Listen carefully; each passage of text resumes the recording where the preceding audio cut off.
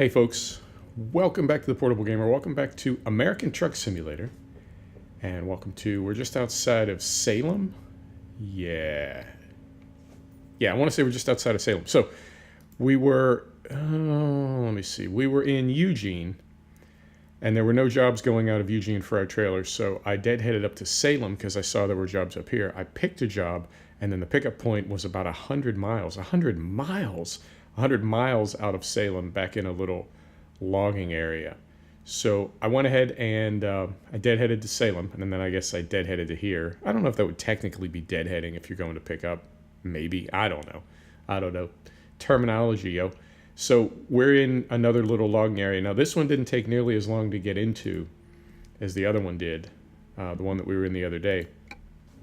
This is just kind of a little short driveway. And we're still in our log hauler, and we still have our pits log trailer, and I'll show you one more thing. I want to get us down to, I wanted to go to Burns because I want to drive on these two long highways that we haven't driven on yet, but I figure Lakeview is just as good. We'll go to Winnemucca from there, and then we'll go back to Burns, or we'll go up to Ontario. And this is really the only part of the map that we haven't sort of extensively explored. You know, we've got these roads down here, and yeah, they keep adding roads. We'll talk about that as we're driving. I have an idea. I have a theory. Volume turned down here. Right, in we go. I did turn up the rain probability. It was raining when we came down here, and I'm going to need Minimap to see what gear I'm in, unfortunately. Brake is off. I think we're all set. Yep, here we go. So the rain, they're always improving the rain. They're always working on the rain at SCS. And I feel like this latest rain, I don't know, it could be the best.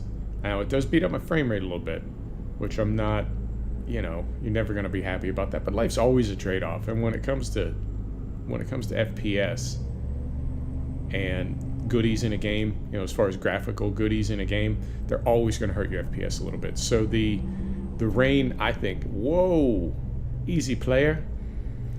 I think the rain looks fantastic. It seems a lot more active, a lot more dynamic. There's a lot more, like you can see the wind moving it around on the windscreen. And as you get up to like 50 or 60 miles per hour, just the way the rain behaves to me looks very lifelike and very, I don't know, it looks very wet.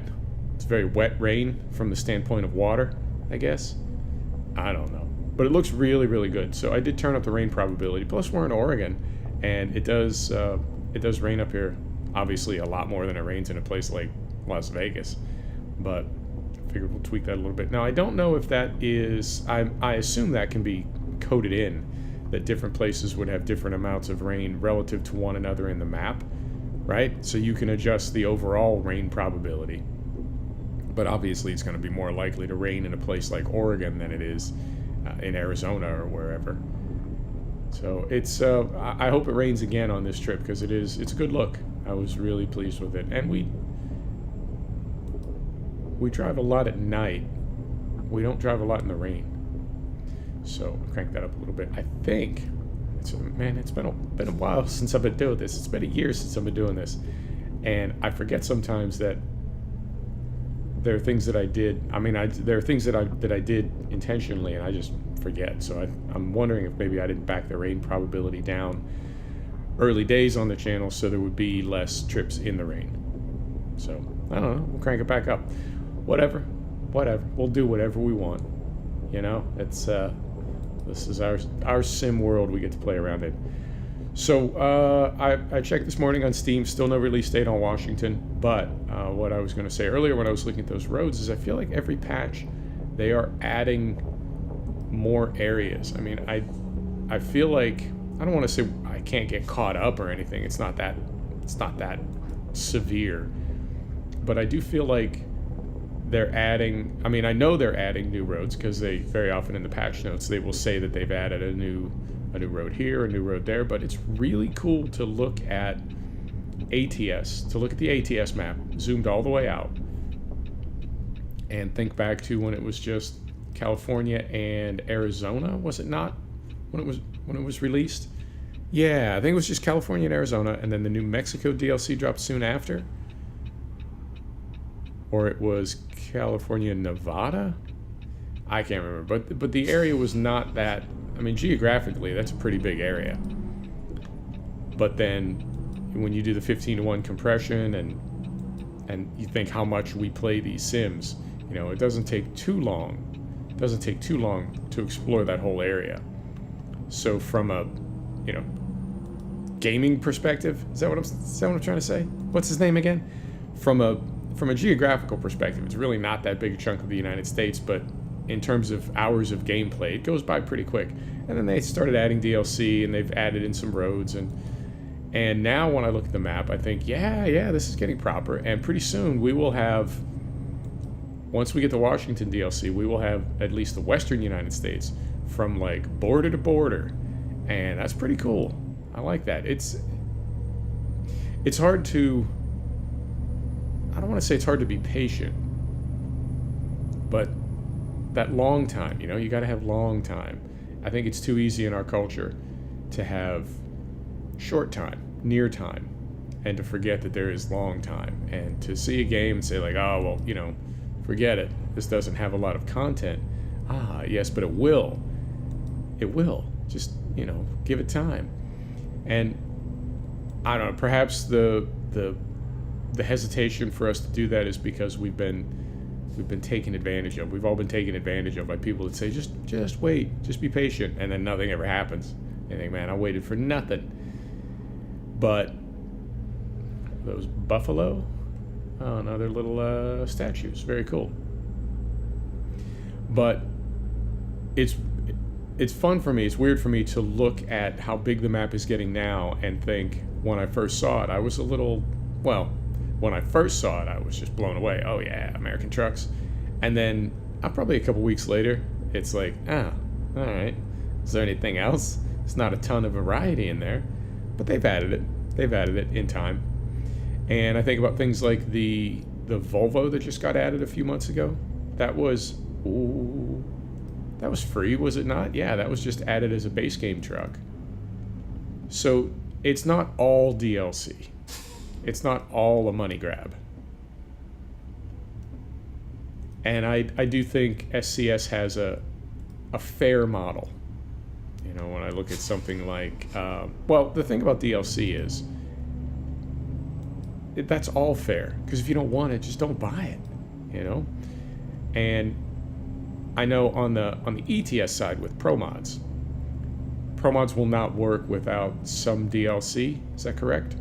Yeah, I want to say that's correct. You have to have some of the DLC for Pro Mods to work. Could be wrong about that. But I know there are map mods where you don't need any DLC. And I know things like, well, a lot of the truck mods are free, right? There's some paid mods, but not many. So bottom line is, once you buy the game, you can buy ETS on sale on Steam for $5 and never spend a dime on content. Not DLC, not paid mods, right?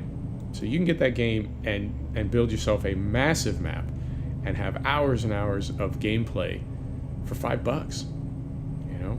So DLC in that way, I guess, is fair. As much as we bitch about it, it is fair. Same with something like Train Sim. The Train Simulator franchise has all that DLC, hundreds of DLC releases. If you don't want them, don't get them. We're going for it. Oh, they're going to ding us. Oh, we made it. So in that way, it's fair. But I think of all of the companies that have a strong, what's the term that's used? First heard it in, well, it was it Knights of the Old Republic? Yeah, there's a term for when a developer sort of turns DLC into a money grab. I don't want to say monetization, not microtransactions. You know the word I'm looking for. You know what I'm talking about. Coder was the first time that I heard the term used, and I guess it's because that developer like took it too far. But bottom line, a lot of developers are turning DLC into essentially a subscription, right? You're going to buy our game, and then you're going to spend on average, $6 a month or $8 a month, as you buy our DLC that we roll out over the next year or two or whatever. And that's cool. You know, companies got to make money. And what makes it different than a subscription is you don't have to buy it. You know, you don't have to buy it. I'm into iRacing now. I'm going to circle back to that in a minute because I got some news on that front. But if you subscribe to the game, and you can get the game on sale, you know, there's always specials going on for subscriptions, and I believe if you pay for a full year, sir, uncalled for. If you get the full year, I want to say it's like $80 for a full year. It's $12 a month, which is $150 a year. But if you pay all at once, I want to say it's $80 for a year. And iRacing comes with cars and tracks. You don't have to buy anything. You can just race what's there. I mean, it's not going to be the most in-depth game. It's not going to have the most longevity, maybe. But you can certainly play it. And there's plenty of series that you can get into, and you can race competitively. In fact, when you're first starting, before you know what you want to buy, you will see people with some pretty high licenses that have obviously been playing the game for a while. And you wonder what they're doing in that race or in that series. They haven't bought any content. In some cases because they don't want to, and in some cases because they can't. You know, and that's something else to think about. Is that, sir, oh, goodness, is that some people that play video games are disabled, or they are not able to leave their home for one reason or another, and that's all they got, but they're on a limited budget. You know, we think of gaming from our perspective. It's a fun thing that we do, and we pour all this money into technology and software and gizmos and apps and peripherals and all that sort of thing. For some people, gaming is really all they have, and they don't have a ton of money to pour into it. So iRacing, yeah, if you get the basic subscription, it comes with content. You don't ever have to buy anything. So that's I guess a way that game developers, they make it fair by having the DLC model versus having a beefy subscription where if you want to keep playing the game at all, you need to keep pouring, you know, X amount of money into it. So different ways to approach it, but I think for me, the way SCS handles their DLC, I think it's fair. It's 1 or 2 per year, wouldn't you say? Yeah, I'd say 1 or 2 per year, and that's not bad. Even 2 a year. That's $40 a year. That's about $3 a month. You know, $3 US per month. It's not bad. You know, could be worse. Hang on, I'm gonna try to hit my coffee right quick while we're at this light.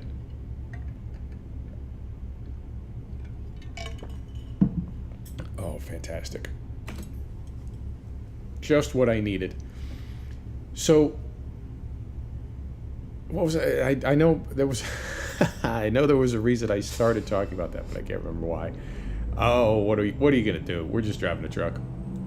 What are you gonna do? What else is going on? There's a Washington DLC. No date for that. No real date. I'm in limbo, man. No real dates for anything for any of the sims that I'm looking forward to, other than the ones that already have dates, but nothing's been announced since the last time we spoke. Trying to think. Yeah, WRC 7. I always say WRC 7. WRC 8 is September. F1 2019 is August. MotoGP 19 is June.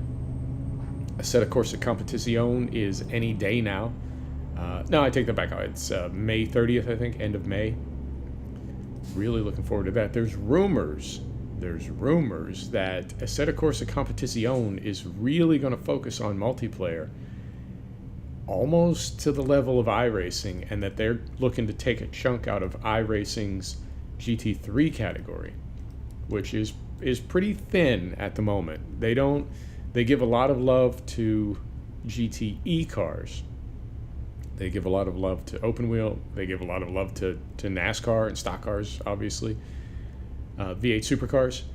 But proportionally, you know what I'm saying? GT3 has become sort of the stepchild of iRacing. The cars do not get a lot of updates, and they're not that great. There's not a ton of variety, and there's rumors, the whisper mill is cranked up, and people are saying that iRacing is maybe not going to pay as much attention to GT3 because Assetto Corsa Competizione is going to jump in and fill that gap. And that's a strange thing to think about, because for the longest time iRacing has been the multiplayer racing platform, the online racing platform. That was just what you did. Other race sims have multiplayer, but there's nothing as serious as iRacing. So something like Gran Turismo Sport, it's a I'm trying to be positive. It is not the most realistic racing environment, even though they have a safety rating system as well. It can look a little Rocket League in there.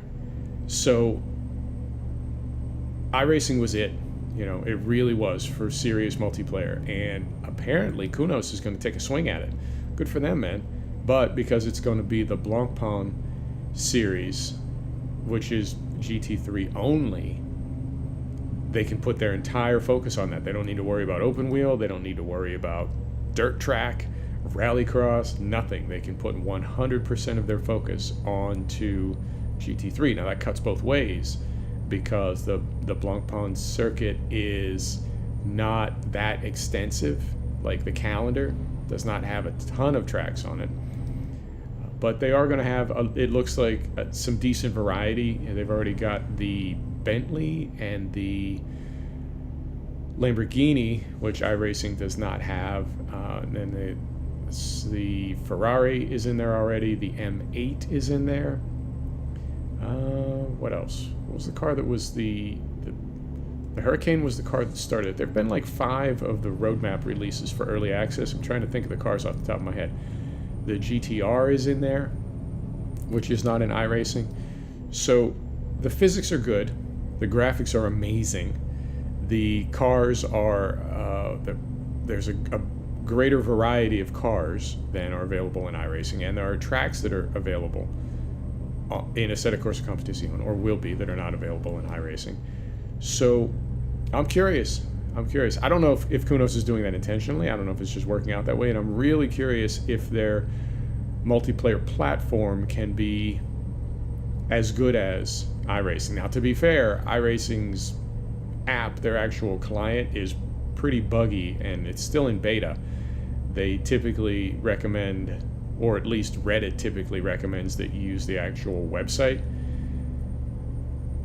when you're getting your races set up, and then that opens the racing app. They're two different things. But then they also have a beta UI, like a standalone UI app that launches the racing app, and that is, at the moment, pretty buggy, pretty quirky. So for that part of it, I don't know that really even matters long term. It's annoying, but it doesn't affect the gaming. But the underlying structure, I guess, of how you set up multiplayer races and how the lobbies are brought together, if Kunos can not duplicate, but use something that we're all familiar with from iRacing, as it sounds like they're trying to do, then slow it down here. I'm curious how that's going to look, and I'm curious how it's going to play. I don't know really if my machine can ever play Assetto Corsa Competizione multiplayer. I've got it on, I can do single player races with the graphics somewhere in the middle. Middle, slightly on the high side, but I can't get anywhere near all high and no ultra whatsoever. Now, it is an early access game. It has not been optimized yet, so we'll see. But I really like it, and I know it's Assetto Corsa Competizione is going to be sort of limited in its scope and just focus on that one GT3 series. That's cool, but it's supposed to be. And since they started talking about it, even before we saw any gameplay at all, it was supposed to be the Messiah. This was supposed to be the race sim that was everything, that had the physics of R-Factor 2 or Race Room or iRacing, and the sound palette of Race Room, and the immersive graphics of Project Cars, and the the multiplayer now of iRacing. It's the race sim that is supposed to bring everything together and be the ultimate. Now, I guess the downside, the way that it cannot be the ultimate, is that it is going to be limited in scope. But you know what? Oh dear. Oh dear. Oh. Everything is a trade-off in this life. Everything is a trade-off. So if that is a mark against it, that it really doesn't have a lot of variety, you know, what can you do? What can you do? However, and I'm not defending it because I've played the early access, but I haven't really gotten into the game yet. Oh, big turn. Something that I am noticing from iRacing is I'm spending so much time driving the cars that I'm driving, and there's only a couple of them, that I'm almost reluctant to drive any other cars for fear of throwing my rhythm off in the cars that I do drive, because iRacing, for me at least, has become so competitive. I didn't want to lead with this because it's not that big a deal, but I won my first race last night. I won my first iRacing race, which is kind of a big deal. It's not a big deal at all. It's just a video game, but it's kind of a big deal. I've heard people say that it took them months, like 6 months, 9 months to win their first race. And I've been back on the service a little bit less than a month, 3 weeks, and I won my first race last night. And I've also sorted the game out in a way. I mean, you can't hack it, you can't game it because it's people. You're playing against people. There's no way to game the AI. You know, there's no magic hidey hole to sit in and just snipe people. But I did find that, you know, my ratings, my numbers, I can control those. My destiny is in my own hands. But of course, it's predicated on you being a good driver. You can't just be a loose cannon. But my safety rating is now 4.99, and my I rating is coming up every single race. And then I won a race yesterday, and that added a ton to my I rating. So it's getting there. Now, I'm never going to be, you know, top tier. I'm never going to be a Cronky or a Hutu. But the way that they split everything and bracket everything, yeah, you can be a champion in your own right.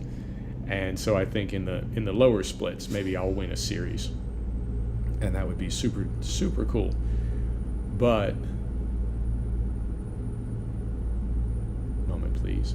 But I'm focusing so intently on the cars that I'm focusing on that I really am reluctant to drive anything else for fear of, like I said, messing up my rhythm in the cars that I drive. And that is primarily, well, I'm doing a lot of Miata races right now, which is, I don't know if iRacing planned it this way, but it's a fantastic way to learn tracks because, you know, if you do a race in the AMG or in one of the Ford GTs,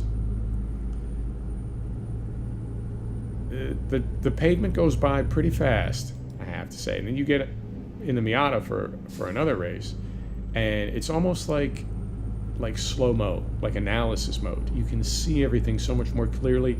You can focus on things and spot things so much more clearly. So as a way of learning tracks, I think the Miata is fantastic because you see everything so clearly. And the idea of turning, you know, 100 or 150 laps on a given track in the Miata and then getting on that same track in the Mercedes or in the Ford, it's like you've learned the track without that level of sort of chaos and stress that you have when you're driving one of those faster cars. But as far as, you know, getting in, well, I don't own any other cars on iRacing. Literally the only cars that I bought are the Mercedes and the Fords. Or is the Mercedes and the Fords, plural, singular, you know what I mean. But I have those same tracks and I have those same cars and I have a lot of other cars in other race sims, and I really am reluctant to drive them, which is funny because I own, I think, every race sim except Automobilista. But now I'm afraid to use them. So we'll see what happens. And it's I think what's what's weird is, you know, these games are all going for realistic physics, accurate physics, and so you think, well, once you get your wheel settings in, shouldn't an AMG in iRacing handle exactly like an AMG in Race Room or R Factor, right? And they're aiming for accurate physics, but they're not all there yet. They're not all there yet. The cars do handle similarly. So if you get into an AMG in any of those sims, it handles a certain way. And then if you get into a Ford GT in any of those sims, it handles differently, but the same across all platforms, just not identical across all platforms. Does that make sense? Yeah. And I think it's more than just, you know, one is a front engine, one is a mid-engine. I think it's more than that. I really do feel like the developers have enough control over things now that they can try to replicate specific cars, not just types of cars, but actual specific cars. I think they can try to replicate the way that those cars handle and drive. They can try to nail that in Sim. Sir, don't pull it in front of me. Don't. Thank you. So that's what's going on with racing. What else? Squad, I have not been putting enough time into it. I really haven't. It's a big game to learn, and it's multiplayer only, and I don't feel comfortable going on a server quite yet. So that is waiting. There's games set to drop in June called Hell Let Loose. That's supposed to be a very accurate World War II simulator, milsim. I haven't seen gameplay of that. I haven't seen anybody playing it yet. No, I take that back. I think I saw Karma Cut maybe playing it, playing some early access or some testing that he was doing. And yeah, I think that's about it. Everything else is a bit of a holding pattern for me anyway on the sim side. I know there's a ton of other new games dropping, games that I don't play. Days Gone just dropped. I've been watching people play that online. That looks amazing. It's a little, I mean, they say it's open world, but to me it looks a little bit restrictive. Oh. A little bit restrictive in the things that you can do, almost in a kind of a Far Cry way. You know, where Far Cry is this massive open world and you can do anything you want, but you really can't. And that's cool. I mean, all games have that limitation. You know, if moment, concentrating. Even if in no way other than, you know, you can't go off the map. Is it over there? I think I see moment. Let's explore a little bit. It says it's right there. Too bad you can't get out of the truck, eh? It says it's right there.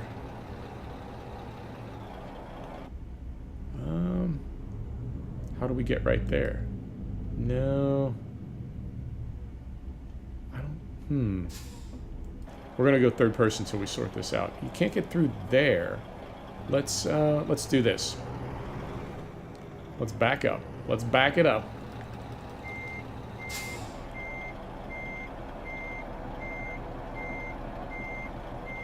And see what's on the other side here. I think I may need to turn it around again. But we'll find out in a minute.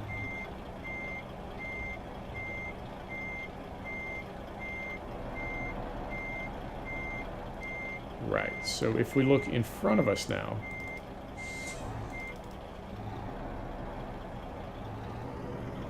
Or is it in that building? Ah, could be, could be.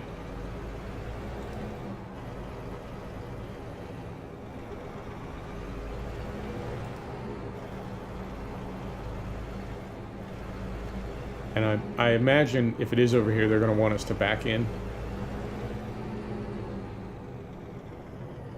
Yeah. And, you know what? I'm kind of in a mood to do that. Let's do it. I will take at least a couple swings at it. And you know what? For your sanity, moment, please. For your sanity, I'm going to go ahead and turn the beeper off. Is that going to be under... I wonder if that's under audio. Backup beeper, yeah. You know I love you. You know I do. Right.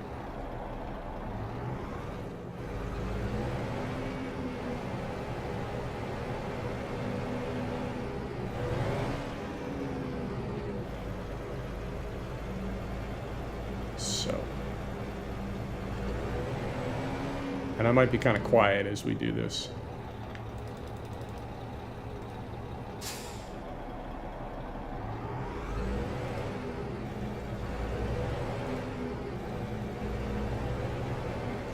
Now, the terrible thing is going to be if we get this done, and as we're parking, we see that there was a way to pull it through. I ain't scared. Here we go.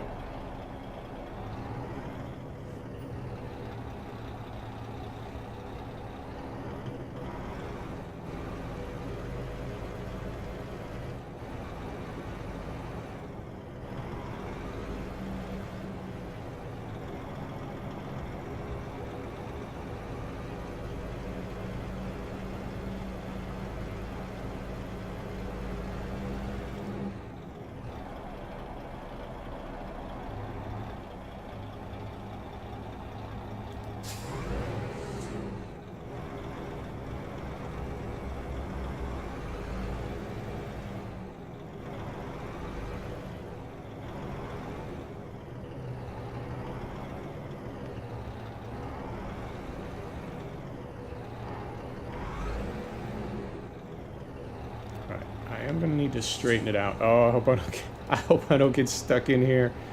Oh. I think it's gonna be okay. See what I'm saying? Oh no. Oh no. No, this is gonna be alright. We are always optimistic.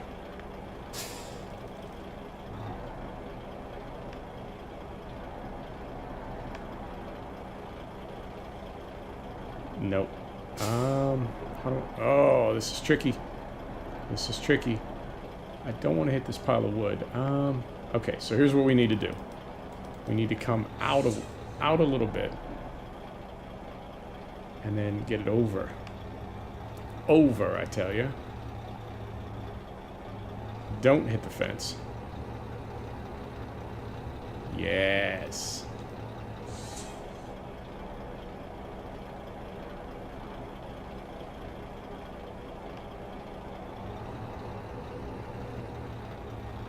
Clear it.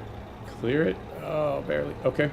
So we got that. Well, that was not... Didn't take as long as I thought it would. And was not as bad as I thought it would be. Right.